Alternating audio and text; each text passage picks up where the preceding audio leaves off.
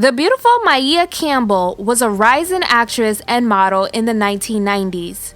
Her struggle with substance abuse and mental illness has been a tumultuous one, and unlike other celebs with similar situations, MAIA has always been open and honest about her struggle. While some will look at MAIA as just another wild celebrity, there's actually a deeper medical condition that led to her addiction. Here's what really happened to MAIA Campbell. MAIA Campbell was born on November 26 of 1976 in Tacoma Park, Maryland, and is the daughter of New York Times best-selling author B.B. Moore Campbell and architect and author Tico Campbell. Her mother, B.B., was an advocate for mental health and was always open about the mental illness of close relatives. She was also a founding member of National Alliance for the Mentally Ill. She said, "Stigma is one of the main reasons why people with mental health issues don't seek treatment or take their medication." She said, "People of color, particularly African Americans, feel the stigma more keenly. In a race-conscious society, some don't want to be perceived as having yet another deficit." MAIA was raised in an affluent neighborhood in LA. She started her entertainment career in 1993 when she appeared in the movie Poetic Justice as the cousin of Lucky, played by Tupac. We're gonna sell it. What? We need the money. Why don't you mind your business for a change, Tay? She had a number of minor roles in 90s shows like Sister Sister, Thea, South Central, Moesha, and Beverly Hills 90210. She even appeared in music videos. The same.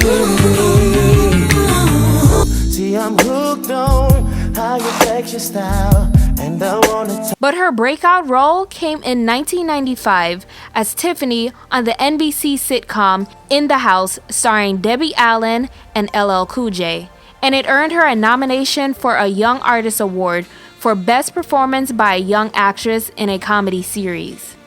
The show ran for 5 seasons until 1999. She even had an incredible voice. Oh, let me see. It must have been cold there in my shadow to never have sunlight on your face. You were content to let me shine.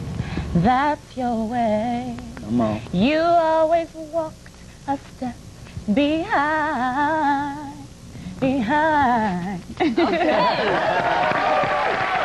But behind the scenes, she had been diagnosed with bipolar disorder.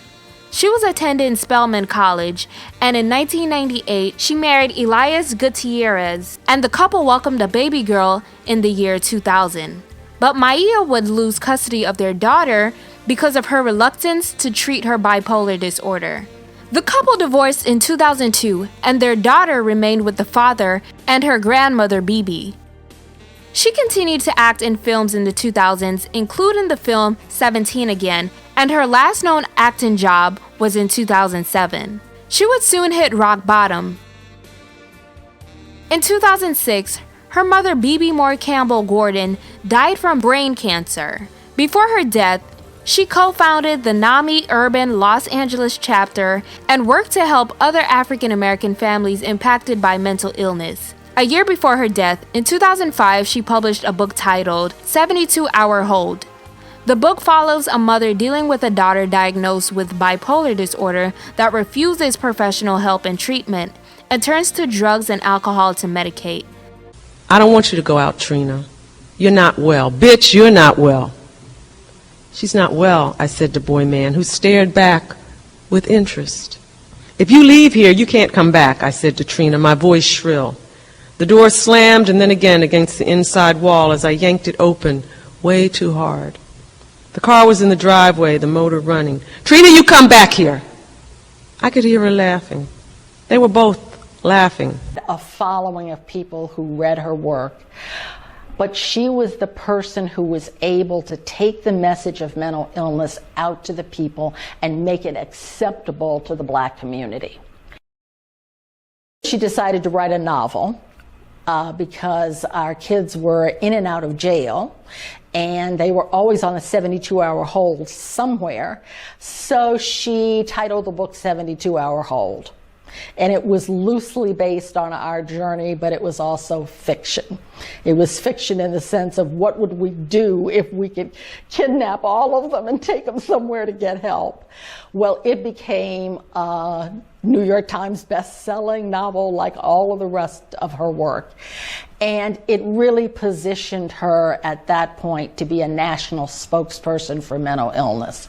And when she was out on her book tours, she would open up about everything, you know, and encourage people to come up and have conversations with her and refer them to us, or talk to people about starting chapters in their own neighborhoods, refer them to other NAMI chapters. So it really became a public cause for her. And she told me, she said, "Girl, we're going to change the world." She said, "I know what I want to do now." The book may have been BB's own reality with her daughter. MAIA admitted that her mother's death really hit her hard, despite them being estranged, and she struggled with a crystal meth addiction. MAIA says her family wouldn't even allow her to see her mother while she was dying. She said, "My family thought I would cause problems. They wouldn't let me talk to her on the phone." In 2009, videos started surfacing of MAIA where she appeared to be erratic and under the influence. Her stepfather, Ellis Gordon Jr., released a statement to Essence saying that she was receiving treatment after the video. His statement read, "As a family, we have been struggling with MAIA in her illness for quite some time." He said, "We continue to hold fast to our faith and hope that someday she will realize that healing will begin when she decides to reach out and accept the help and treatment that have been offered to her." In 2010, she was arrested in California for theft and was sent to a mental health facility. She remained sober for 2 years and voluntarily lived in a residential treatment center with plans to get her life back on track. She sought help from Iyanla Vanzant and expressed her hopes of gaining back custody of her daughter. In the episode, Iyanla works with MAIA to reestablish her family relationships and work through unresolved guilt for the pain she caused her late mother and grandmother. She also got a chance to apologize to her daughter. After Iyanla Fixed My Life, MAIA appeared on TV1's Life After and The Tom Joyner Show to share her progress and how proud of herself she was. Explain that you want Tyler Perry to work with you on this movie? I would love for Tyler Perry to call me and say, let's get a movie production going, you know what I'm saying? Because I've been through so much with losing my mother. I just recently lost my father.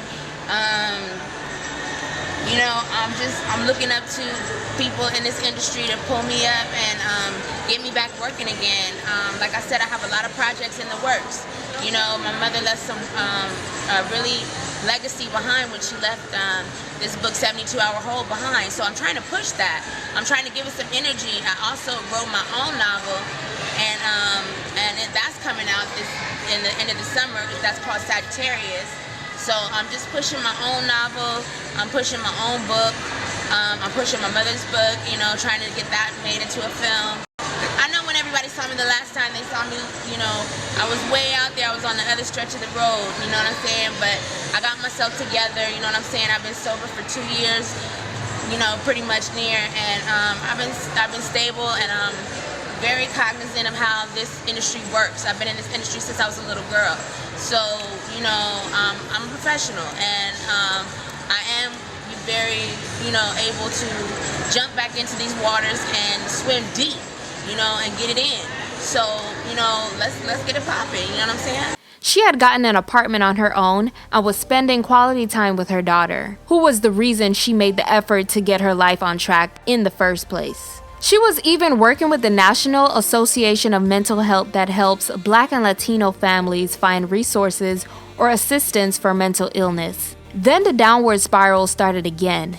In 2015, MAIA was arrested for disorderly conduct in a Waffle House in Georgia. An eyewitness said she appeared to be drunk and was handcuffed when she refused to leave the restaurant. She allegedly cursed out a family accused the child of stealing her wallet, and called an officer a homophobic slur. Her manager accused Iyanla of exploiting her and turning her back on MAIA. He said, "Recently, my client has been exploited horribly. Many people know the battles and issues this young lady has encountered." MAIA felt she needed additional help and reached out to many people who turned their back on her. MAIA contacted Iyanla Vanzant personally asking for help and support, and the door was slammed in her face. People she loved and respected who said they'd be there or call me anytime ignored those calls. How about, instead of exposing her, we put it in our hands and get the help she needs? We cannot afford to lose another life due to neglect of helping someone. In 2017, she appeared to be happy and healthy. But a few months later, a video of her went viral, and in the video, she wore only a bra and underwear with a missing tooth. While pumping an Atlanta rapper's gas, she begged him for drugs and gave details about a man assaulting her. People rightfully condemned the guy that recorded her. LL Cool J took to Twitter to call him out and also attempted to reach out to his former co-star to help her. He said, "Instead of pulling out your phone and filming someone who's obviously having trouble, maybe lend a helping hand, a kind word. If anyone has a contact on MAIA, please let me know." Then another video of her service that was recorded by someone in a barbershop. In the video, she refused his help and said she didn't need help. Hey Todd, look bro, I love you. Hey, I don't need help. I just need a benefit concert for mental health. Don't TMZ me. It's really me. This is Daryl. I was called from the bottom of season 2. How should he get in touch with you? Don't call me, I'll call you. Now for real, how should he get in touch with you? Who? LL. Todd. I'm really on Instagram, but I don't want it to go down. You know. Well, how should he get in touch? I don't know. Pray to God that I don't start rapping. Oops. Come on, man. Be serious, man. No, man. I don't know. Leave me alone. All right. Don't scream. Relax. Calm down. LL would take to Twitter again and tweeted, "You can't help someone who doesn't want your help." And people begged him not to turn his back on her. Even through her struggles, MAIA's talent still continued to shine. Remember those walls I built, but baby they come tumbling down. Since then, MAIA has gone under the radar again, but she frequently comes back to social media, like most recently when she accepted birthday wishes from followers. She usually never posts anything though. I've seen a few recent pics of her, but they don't really say much. Our community needs to be more sensitive when it comes to mental illness. According to the National Institute of Mental Health, bipolar disorder is a brain disorder that causes unusual shifts in mood, energy, activity levels, and the ability to carry out day-to-day tasks. While I can't tell you much about her current condition, I do hope she's getting professional help and her story of mental illness and substance abuse only gets better. Thank you all for the overwhelming amount of requests for the topic of MAIA Campbell on my channel. Some people close to MAIA are aware that I was making this video, so just in case she's watching, make sure you leave some positive comments of encouragement for her. And let's keep this mental illness series going and drop some names in the comments below of some celebs that you want me to cover next. Make sure you guys give this video a thumbs up and make sure you're subscribed to this channel for more content.